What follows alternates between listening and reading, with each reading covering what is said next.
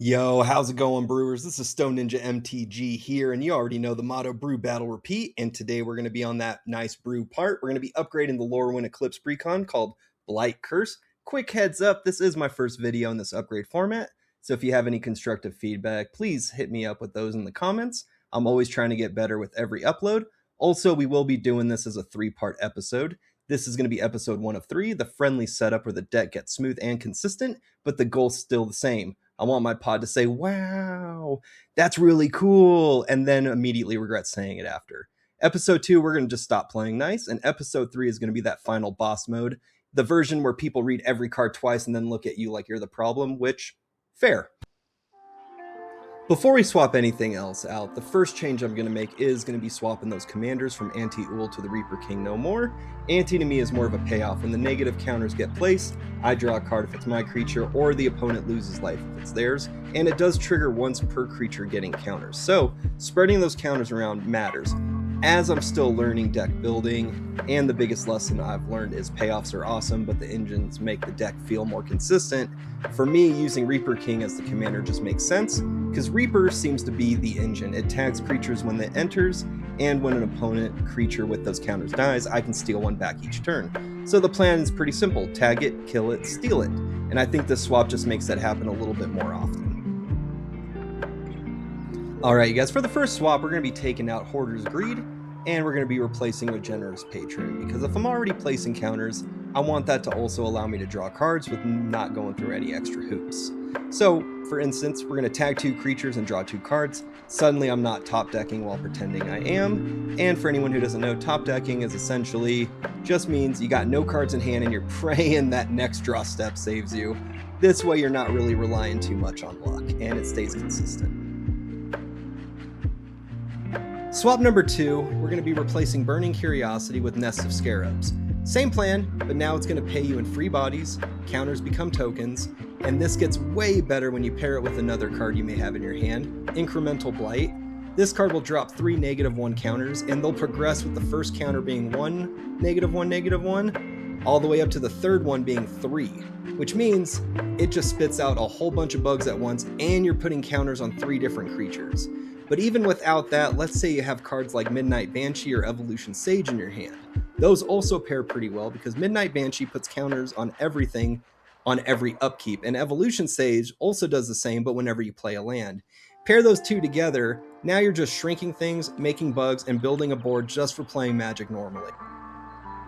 So this swap is where we start to see the connecting factors. We just added a bug generator in the previous one to give us free creatures every turn, and now we're going to be using that to cut Cathartic Reunion for Vesira Seer. Because drawing 3 cards once, that's alright, but sacrificing a bug every turn to scry and trigger all our death stuff is way cooler. Reunion pretty much says, pitch 2 cards, let's hope it works out. Whereas the Seer says, give me 1 bug and I'll quietly rig your next draw step. Now all those bugs we're making aren't just blockers, they're card selection, sacrifice fuel, and future recursion setup. This is where the deck stops playing fair and starts playing smart. So now that we've got bugs, we've got a sacrifice engine, and we're starting to look a little too suspicious. This is exactly why we're going to be doing this next swap of cutting Commander's Fear for Lightning Greaves, because at this point, Reaper's going to be kill on sight. Like, nobody's letting this card sit there and do its thing for free. Commander's Fear ramps us, okay, sure, but Lightning Greaves makes sure our commander actually lives long enough to start stealing creatures and ruining game nights. Giving Reaper haste means we get value immediately, and giving a protection means people have to work way harder to stop us. This is us locking in the whole game plan, tag it, kill it, steal it, and daring the table to try to stop it. This is the point where the deck goes from, okay, that's pretty smart, to, oh, they're not going to let me stop this, are they? So now that we've got bugs, we've got a sacrifice machine, we've got Lightning Greaves protecting the Reaper, this deck is officially up and running, and now we get to the gross swap. We're going to be taking out Cathartic Prior and replacing it with Crumbling Ashes. This card is going to be pure evil. It puts counters on creatures, and then at every upkeep, if a creature has a counter on it, it just dies. No choices, no politics, it's dead. So now our game plan is literally tag something, wait a turn cycle, and watch it fall over. When it falls over, Reaper gets to steal it. This is turning the engine into a weapon. This is the moment where the deck stops being clever, starts being oppressive. And now we get to the last swap of stage 1. At this point, we're making bugs, we're sacrificing creatures, we're killing things on upkeep, and the Reaper is stealing it back. So now the obvious question is, how do we make sure this never runs out of gas? That's why we're going to be cutting Harmonize for Reassembling Skeleton. Harmonize draws 3 cards once, that's adorable, but Reassembling Skeleton refuses to die. Every time Skeleton dies, we can just pay 2 mana and bring it back, which means we always have sacrifice fodder. We always have death triggers. We always have something to feed the Seer, Crumbling Ashes, and Reaper. Oh, you got a board wipe? That's cool. End step. Let's pay 2 and bring the Skeleton back. This is the piece that makes the deck feel unfair in the long game. This is the moment where stage 1 stops becoming a setup and starts becoming a warning. And remember, this is what the deck looks like when we're still being nice. So yeah, stage 2 and 3, it's going to get personal. So that's the end of stage 1 of the Blight Curse villain arc upgrades. We built the sacrifice engine, we protected our commander, we turned counters into repeatable removal, and we made the whole thing basically endless.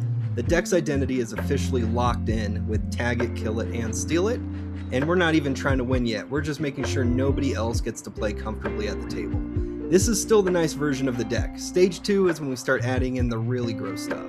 So if you like this format, drop a comment, roast my card choices, tell me what deck you want me to villain arc next, and also what do you like to play? Brew, battle, repeat. I'll see you in stage 2.